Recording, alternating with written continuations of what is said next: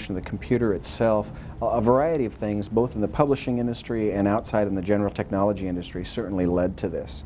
But I think the real driving point for this country anyway, in 1957, the Soviet Union, or the former Soviet Union, launched the Sputnik satellite. And this was such a shock to this country about how they were behind when they were so used to being ahead that it created a lot of reaction. And in 1958, organized around the Defense Department, we threw a tremendous amount of resources, both bright thinkers and money, into a network that would be impervious to nuclear attack, a communication structure that would allow this country to function in the area of in the era of the Cold War.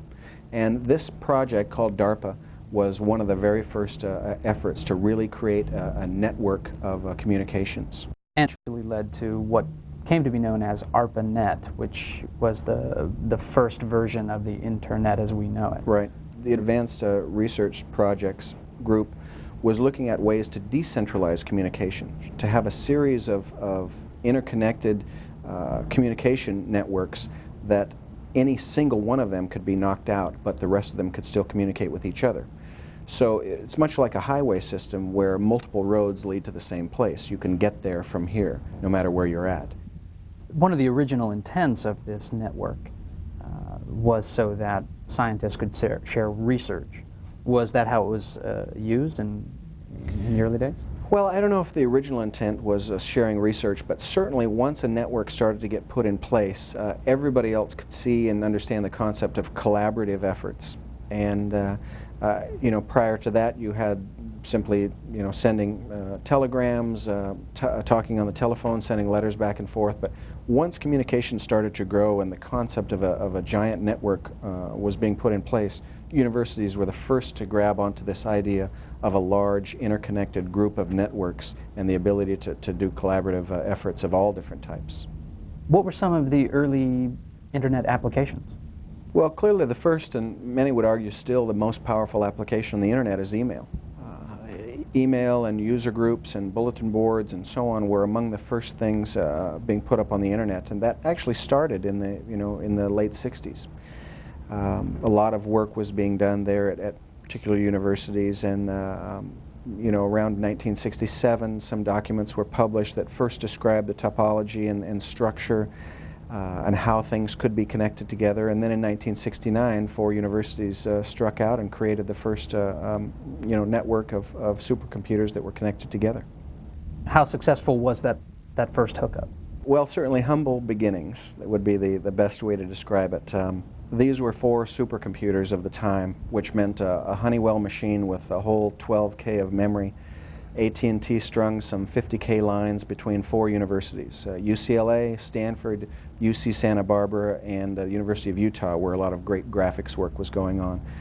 And if you look back in history in October of 1969 and read some of the documents, as a matter of fact, the first time they typed in the word login, the computer hung on the letter G of the word login. So we've had crashes for as long as we've had the Internet. It's certainly nothing new.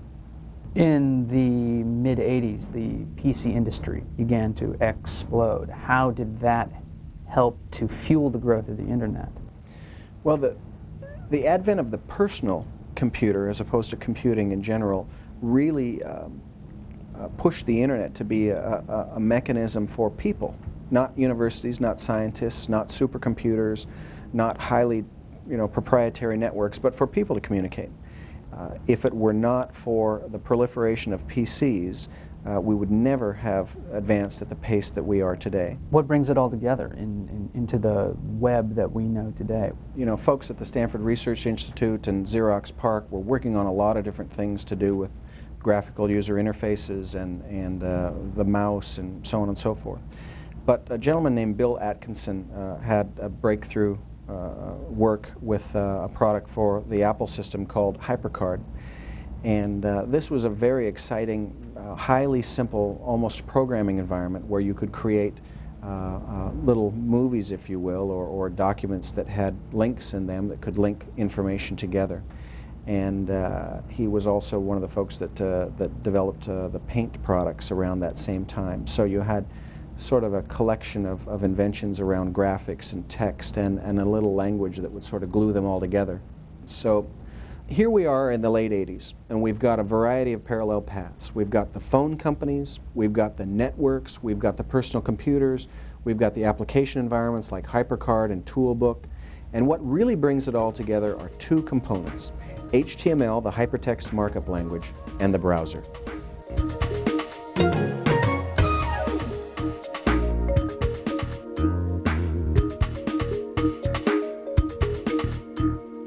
We continue our look at the history of the Internet and the impact of the World Wide Web in this Net Point with John Fitzpatrick. In 1991, we've got markup language, HTML. We have the browser as a way of accessing that HTML. What happens next? Well, those certainly were the two components that really made it take off. But we have to remember, again, there were many other things going on. Throughout the mid and late 80s, we had private networks inside corporations, thousands of them. At the same time, we had private networks for consumers, AOL, America Online, CompuServe, Prodigy. And we also had other applications that were allowing people to surf around and look at this information: Gopher, Usenet, HighTelNet, on and on. So there were a lot of things going on. We had more than 1 million nodes on the net around the early part of the 90s, up from just a few 100,000 only a year or so before. So there were tens of millions of pages of information and a variety of ways to look at it. What HTML and the browser did, Tim Berners-Lee with HTML, folks like Mark Andreessen and others with the Mosaic browser and other browsers, what they did was bring it down to a low common denominator of applications that were readily available and a language that could run on virtually any type of computing platform, and push that out to the masses. The more people that had access to the browser and using HTML, the more content that was developed and the easier it was to find that content. And once it got into the hands of consumers and out of the education institutions and the research institutions, it took off. We've seen a tremendous effect on the economy that the Internet has had. Can you talk a little bit about how businesses are responding? Well, once gold is discovered in them thar hills, certainly infrastructure is built up around it to mine that gold. And what businesses, governments, the capital markets, and so on have done over the past few years in the mid to late 90s is race to invest to build that infrastructure, that e-commerce infrastructure, recognizing that business transactions can take place now better, faster, cheaper, open 24 hours a day, 7 days a week, worldwide. Recognizing that revolution on retailing and commerce in general, they have raced to try to capture markets and build infrastructure as fast as possible. That's gone on now for about the past 5 years, and here we're in a little bit of a pullback where people are stepping back and saying, okay, we've built infrastructure, now where's the real business opportunity? And it's interesting to note that the fundamental rules still have to apply. You've got to have quality products in front of people at a fair price, and once that takes place, then you've got a business opportunity. What the Internet does is just shorten the distance between the consumers and the products. The disadvantage there is businesses that used to be able to forecast opportunities out for a few years, now they're seeing the change hit them so fast that it's difficult to forecast. It's very difficult to keep consumers happy for a long period of time because your competitors are moving so quickly. What about issues of social change, free speech, privacy? How is the Internet impacting those issues? Well, academia has always kind of led in the area of free speech and privacy. So it's no surprise that research scientists, unaffected by political issues and social mores and so on and so forth, but working on pure research, drove this giant network to be put in place. In the United States, it's certainly founded around a basic concept of free speech. And yet at the same time, you can't run into a theater and yell fire. So there are controls that need to be put in place, but certainly the basic foundation of free speech is exemplified in no better place than on the Internet. What is quite interesting is in countries around the world where speech and communications and publishing is somewhat limited for a variety of government or political reasons. And here, the internet being a worldwide, easily accessed by anyone that can get to a phone line, that's a very difficult thing to control. Once you let it out of the bag, it's very difficult to put it back in. So this communication and collaboration is tremendously beneficial to mankind. But at the same time, there are certainly different perspectives around the world on what kind of information is most valuable, what kind of thoughts or ideas do need to be proliferated.